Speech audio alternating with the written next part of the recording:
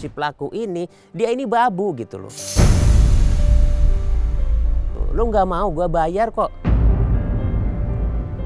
Iya, orang miskin kayak lu nggak bisa menjarain gue ini kebal hukum.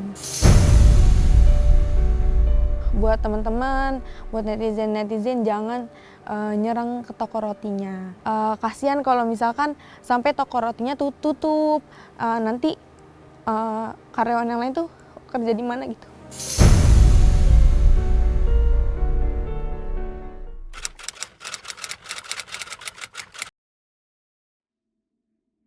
Jadi pada tanggal 17 Oktober 2024 jam 9 malam, di situ posisinya saya sedang bekerja. Si pelaku ini datang dari luar, masuk ke dalam toko, terus duduk di sofa. Si pelaku ini mesen makanan online. Setelah abangnya datang, di situ si pelaku minta saya untuk nganterin makanannya ke dalam kamar. Di situ saya nggak mau karena emang bukan tugas saya juga. Dan ada lain hal ya, dari sebelum kejadian ini saya pernah dilempar pakai tempat solasi. Di situ kena kaki saya dan dilempar pakai meja, tapi untungnya nggak kena saya.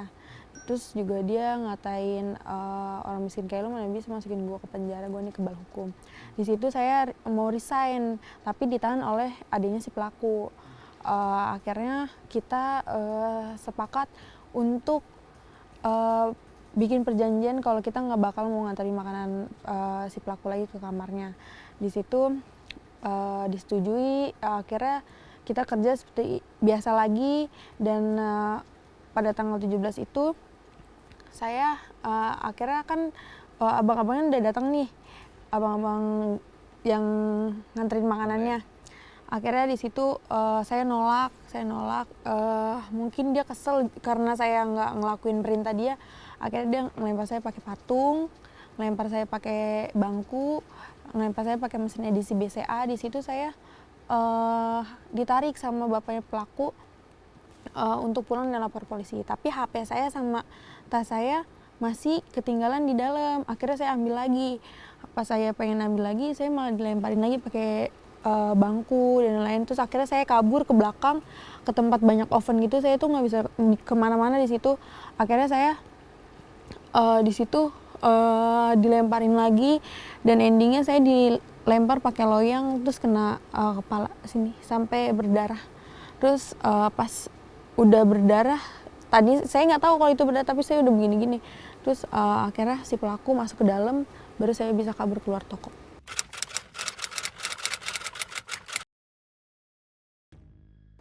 Ya begitu kasus ini 2 hari viral, ya mungkin Bang John dapat informasi terkait case ini dari media katanya. Dan beliau langsung menelpon saya, Bang, tolong bantu Ayu tangani segera. Udah nggak usah mikirin apa-apa, jalan. Nah saat itu sekitar jam 2:30 atau jam 3 langsung saya hubungin Ayu gitu loh. Dan saya tanyakan kronologinya, terus saya tanyakan sudah ada kuasa hukumnya belum. Dia bilang sudah, tapi nggak bisa dihubungi gitu loh. Makanya hari itu saya datang sampai Polres Jakarta Timur sekitar 4:30 Ayu ya. Ketemu Ayu ya, hujan-hujan, dan kebetulan Ayu saat itu memang ada BAP tambahan gitu loh. Makanya saya kawal hari itu, terus saya juga sekalian mendalami, bertanya dengan penyidik juga ya baik dan welcome, memberikan keterangan apa adanya ya, walaupun tidak banyak, paling tidak saya saat itu sudah mengantongi terkait jalannya kronologinya terkait Ayu, terkait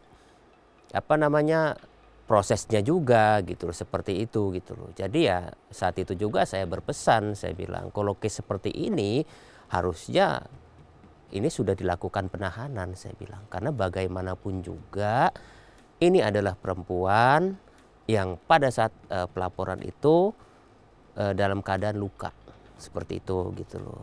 Ya penyidik mengatensi itu seperti itu. Dan kita juga kaget gitu, begitu dini hari ternyata pelaku itu sudah ditahan. Iya, alhamdulillah seperti itu gitu.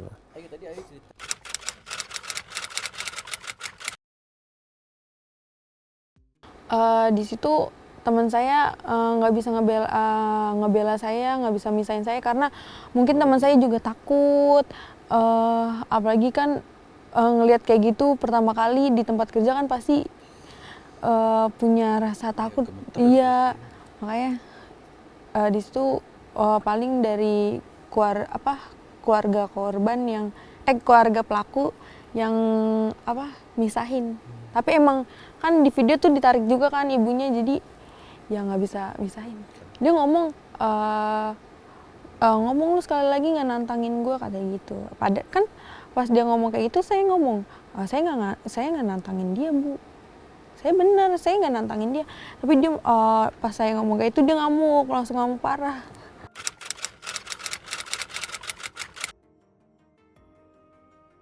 Bukan membohongi sih ya, lebih pada tidak bertanggung jawab gitu loh atas klien yang selama ini memberikan kuasa, bahkan dia sudah menikmati pembayaran gitu dari Ayu gitu. Namun pada saat diperlukan dia tidak bisa dihubungi, biasanya dikategorikan menghilang gitu loh, seperti itu gitu. Jadi sebelum pengacara yang kedua ini gitu loh, memang di awal kan Ayu juga ada pengacara gitu loh, yang berdasarkan hasil pembicaraan Ayu dengan kuasa hukum itu ya diduga bahwa kuasa hukum itu memang difasilitasi oleh keluarga pelaku gitu kan. Cuma karena ibunya Ayu merasa berkeberatan, takut nanti ada konflik of interest gitu loh, makanya ibunya Ayu mencarikan penggantinya gitu, dan ternyata penggantinya juga ya seperti itu gitu loh.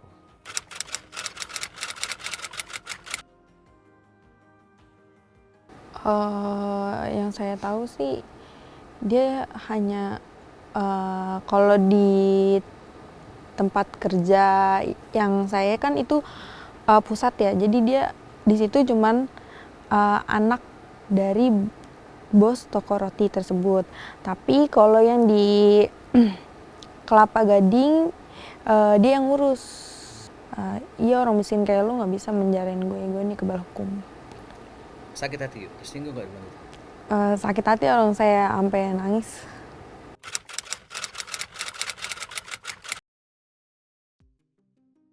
Ya itulah makanya kasus ini menjadi viral karena dalam kasus ini memiliki dua aspek, aspek hukum dan aspek moral. Netizen ini lebih peduli dengan aspek moral dibanding aspek hukum. Makanya netizen selalu melihat apa sih perilaku yang dilakukan orang ini gitu loh. Termasuk adalah ungkapan lu tuh miskin gitu loh, nggak mungkin lu menjarain gue, seperti itu gitu loh kan. Nah itu kan bentuk arogansi, itu berkaitan dengan moral gitu loh. Apakah seperti itu gitu loh? Faktanya bahasa itu hanya halu gitu loh. Makanya dalam statement saya bilang kalau lu kebal hukum, saya akan buktikan lu pakai baju oranye.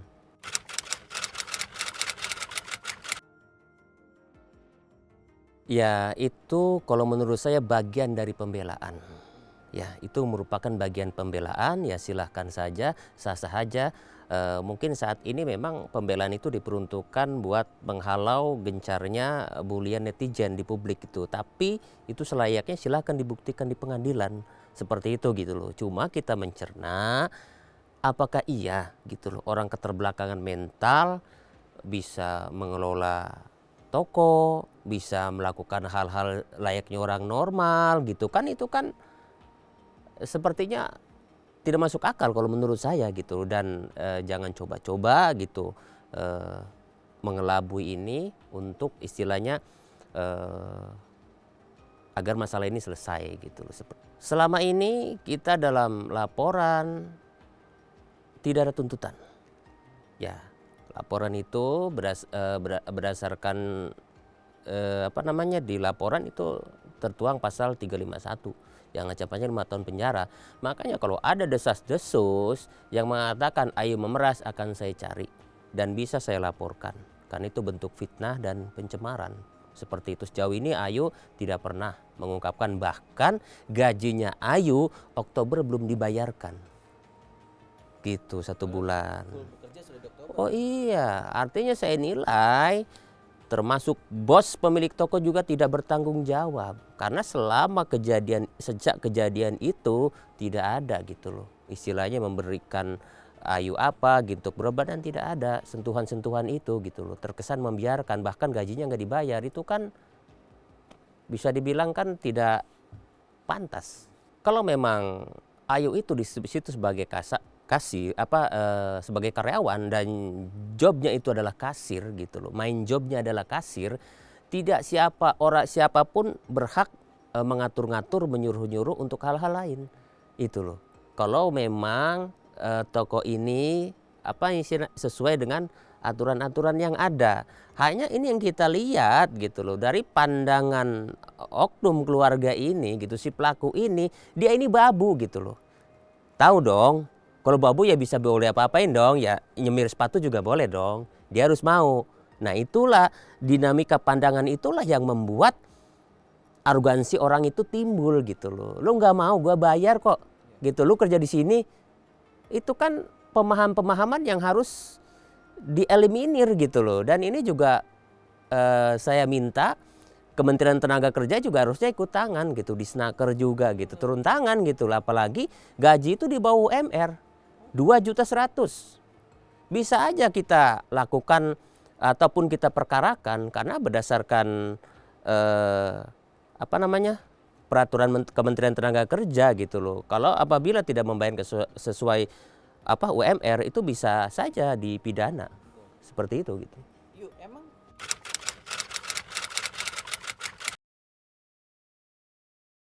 Kalau habis nganterin makanan nih kadang dia nyuruh ngambilin minum, terus kalau dia butuh mangkok sama garpu segala macam suruh ambilin, terus pernah disuruh cuci piring karyawan juga bekas dia makan, terus disuruh beli nasi lah, kerupuk kayak gitu. Kan itu sebenarnya mengganggu banget ya, apalagi kita lagi kerja nih, misalnya lagi repot-repot ya, dia minta suruh ini. Jadi itu sebenarnya yang teman-teman saya juga yang kayak, duh kok kayak gini sih, kayak gitu. Dan itu berlaku ke teman-teman Ayu juga atau cuma ke Ayu? Ke teman-teman saya juga. Sempat ada pergunjingan ya di antara karyawan gitu. Iya, kayak kok kayak gitu gini sih, nyuruh-nyuruh mulu kayak gitu. Ayah dan ibunya tahu gak kelakuan anaknya seperti ini? Saya rasa tahu ya, soalnya kan kadang bapaknya suka nanya juga kayak buat siapa kayak gitu. Kan yang kejadian kedua ini si pelaku sempat nelpon ibunya kan kayak ini anak gua lu kagak mau disuruh-suruh kayak gitu. Terus orang tuanya juga ngomong, lu punya kaki jalan sendiri kayak gitu. Iya, saya juga kalau di situ saya lembur terus kan. Dari awal-awal masuk kerja emang shift-shiftan karena di situ masih ada senior. Tapi pas nggak lama senior pada keluar semua. Di situ jadi anak baru semua, terus juga kekurangan orang. Jadi saya sama teman-teman saya tuh lembur terus. Iya, lembur terus. Di situ juga kerjanya dari jam 6 sampai jam 10, tapi gara-gara kerjanya kurang orang kan jadi banyak ya. Jadi saya tuh selalu pulang jam 12 malam, jam 1 kayak gitu. Lalu dari jam 6 pagi? Dari jam 6 pagi. Itu enggak lemburannya? Enggak.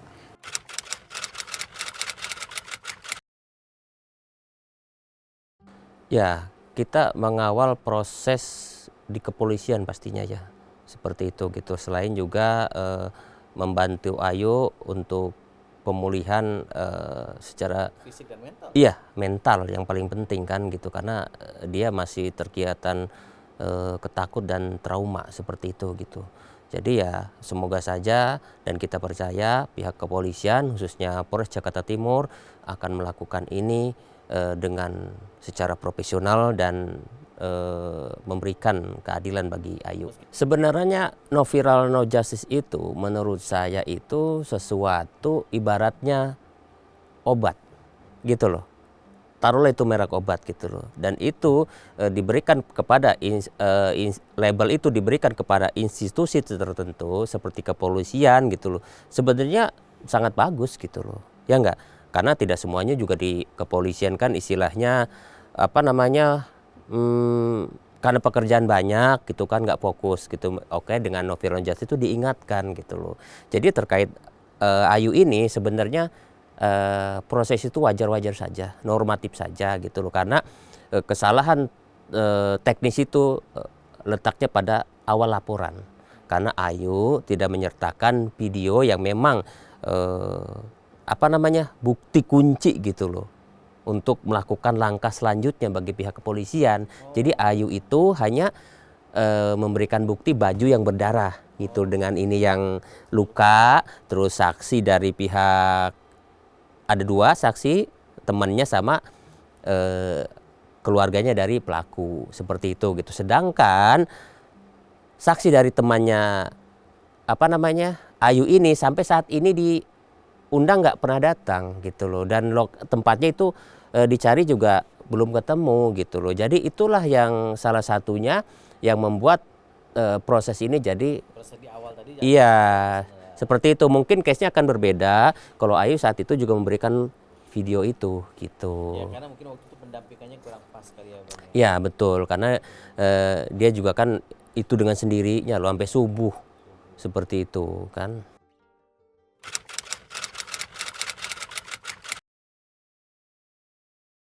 Ya kita berharap instansi yang terkait gitu loh, terkait dengan ketenaga kerjaan gitu loh, hendaknya membuat aturan-aturan tertentu khususnya untuk case-case seperti ini gitu, tidak menunggu laporan gitu loh. Karena bagaimanapun kan ini tanggung jawab Kementerian Ketenagakerjaan kan, seperti itu. Apalagi terkesan tempat usaha ini tidak memiliki aturan yang jelas gitu loh. Karena bagaimanapun meskipun tidak banyak, ini mempekerjakan orang seperti itu gitu. Apalagi semacam BPJS tidak didaftarkan segala macam. Nah ini terkesan ada indikasi terselubung gitu loh. Jadi BPJS juga tidak didaftarkan, apalagi hak-hak lainnya gitu loh terkait tunjangan dan sebagainya kan.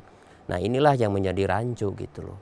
Seperti itu harusnya pastinya kan sekelas toko roti itu pastinya memiliki lah izin apa, izin usaha harus ada dong gitu kan. Itu kalau nggak ada jadi masalah baru. Nah itu gitu loh, seperti itu. Saya sih pertama-tama mengucapkan terima kasih banget ke netizen-netizen, ke teman-teman, ke orang-orang baik di sekitarnya, udah mau ngangkat kasus sampai sekarang kayak gitu. Tapi buat teman-teman, buat netizen-netizen jangan nyerang ke toko rotinya, karena apa ya, itu kan bisnis orang ya kan, dia juga nyari nafkah di situ. Banyak juga orang pekerja yang di situ tuh kebanyakan sudah berkeluarga, jadi kasihan kalau misalkan sampai toko rotinya tutup, nanti karyawan yang lain tuh kerja di mana gitu. Kok nangis?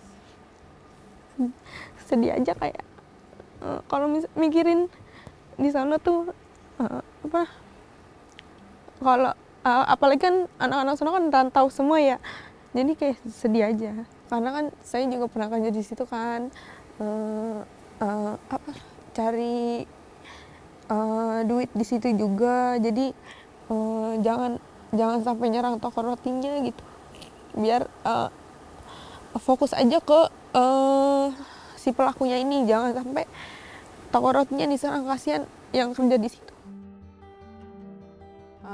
Semoga kasusnya lancar, terus cepat terselesaikan juga.